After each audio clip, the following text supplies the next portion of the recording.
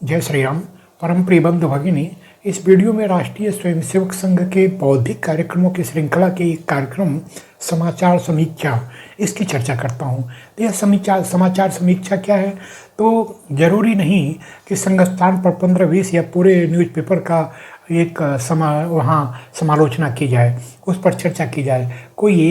कोई 2-4 समाचार भी प्रभावी जिसको लेकर के वहाँ चर्चा पूरी की जाती है। उस समाचार समीक्षा का एक प्रमुख विषय ये होता कि यूँ तो सभी स्वयंसेवक समाचार पत्रों या अन्य पत्र पत्रिकाओं या अन्य ढंग से उन समाचारों को प्राप्त करते हैं, लेकिन बहुत बार उन समाचारों का जो पक्ष राष्ट्र हित के लिए उपयोगी होता वह पक्ष नहीं ले पाते।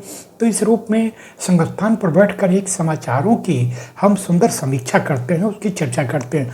विषय वही होता है, लेकिन उस पर कहने का नज़रिया, उस पर कहने का दृष्टिकोण कई बार अलग हो जाता है। इसीलिए हमारा कार्यकर्ता अपने वैचारिक पत्रों, चाहे वो पांचजन्य है, राष्ट्रधर्म है, ऑर्गेनाइजर है, ऐसे विचार पत्रों को पढ़कर और अपने अधिकारियों की वार्ताओं और ऐसे समाचार समीक्षाओं का एक अंग बन करके वह समाचार का जो राष्ट्रहित में पक्ष है वही उस विषय को लेता है। जैसे मैं उदाहरण दूं तो बांग्लादेश में चल रहे आजकल के एक गतिरोध को लेकर के अपने राष्ट्रीय चर्चा क्या हो सकती, तो इस पर समाज जीवन में अनेक प्रकार के विचार आते हैं, लेकिन हमारा कार्यकर्ता उस पर क्या विचार रखे, इसका ध्यान रखा जाना है। इसका ध्यान तो हमारे बड़े अधिकारी भी रखते हैं।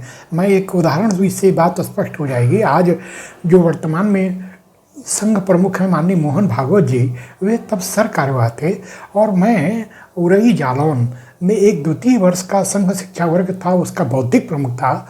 आयोजन के बाद, मंच से उतरने के बाद पूज्य सर कार्यवाही माननीय मोहन राव भागवत जी ने मुझे बुलाया और कहा कि कैसेट सुनने को मिल सकता। तो जो रिकॉर्डिंग हुई थी उस कैसेट को लेकर तुरंत वे सुने।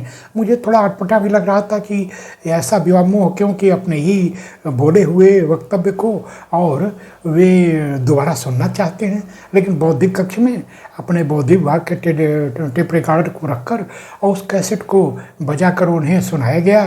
पहले तो वे पूरे 1 घंटे को सुने और फिर बाद में कुछ अंश को उन्होंने दोबारा सुना और उनके चेहरे पर एक संतोष झलका। जो लोग उनको देखे हैं मानते हैं कि जब वे मुस्कुराते हैं तो बड़ी मोहक मुस्कान होती है।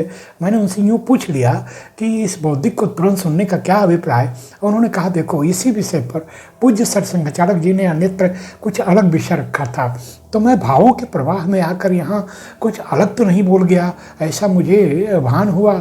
और इसीलिए मैं अपनी कही बात को 2 बार सुना कि मैं पूज्य सर संघचालक जी से कुछ अलग वक्तव्य तो नहीं दिया।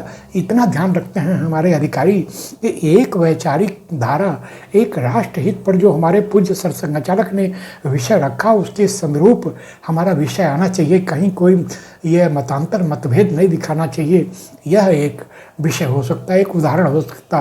तो यहाँ मैं ये चर्चा करूँ कि समाचार वही होता, लेकिन उसको अलग अलग नज़रिए से देखने के कारण स्वयंसेवक भी वही भाषा बोलने लगते जो बाहर के राष्ट्र विरोधी लोग विषय रखते हैं। तो इसीलिए अपने संस्थान पर हमारे अधिकारी कार्यकर्ता अपने वैचारिक संपदा को अपने ढंग से रख कर और उस पर समीक्षा करते हैं, एक मत तैयार करते हैं और इस प्रकार कार्यकर्ता अपने अपने क्षेत्र में उस समाचार समीक्षा के पक्ष को और आगे बढ़ाते हैं।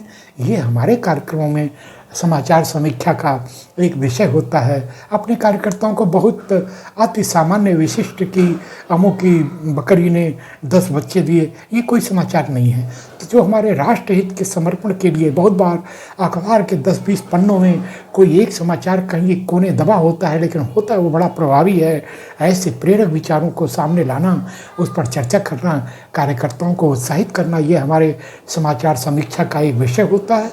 और इसके लिए हमारे बीच आजकल वैचारिक संपदा है। सप्ताह के अंतराल पर छपने वाले हमारे साप्ताहिक समाचार पत्र, चाहे वो पांचजन्य हो, ऑर्गेनाइजर हो, ऐसे कई सारे अन्य आंचलिक भाषाओं में भी छपने वाले पत्र पत्रिकाएं हैं। इन सब का अध्ययन करके उनके अनुरूप ये समाचारों की समीक्षा की जानी चाहिए। एक योग्य कार्यकर्ता उसी समाचार को अपने ढंग से विषय रखता है, एक मन बनाता है।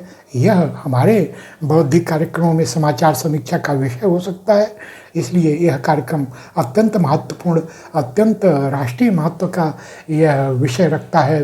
तो इस चर्चा को मैं यहाँ इस रूप में रखा कि हमें भी समाज जीवन में जो बोला जा रहा है, यानी आज लोग शंकराचार्यों का विरोध कर रहे हैं, हम भी वही भाषा बोलने लगे। आज बांग्लादेश के हिंदू क्या कर रहे हैं, हमारे अधिकारी क्या कर रहे हैं, हमारी सरकार क्या है, यही भाषा बोलने लगते हैं। ये उचित नहीं है, तो उस पर सावधान समझ बूझ कर अपने कार्यकर्ताओं को वक्तव्य देना चाहिए। समाज आज हमारे विचारों को बड़े गौर से सुनता है, तो इस पर एक कार्यकर्ता को आप इस विषयों पर बड़े संवेदनशील ढंग से अपने विषय रखना चाहिए। यही आपसे निवेदन करना इस चर्चा का उद्देश्य हो सकता है। यह चर्चा अच्छी लगी तो वीडियो को लाइक कर, चैनल को सब्सक्राइब करें। जय श्री राम।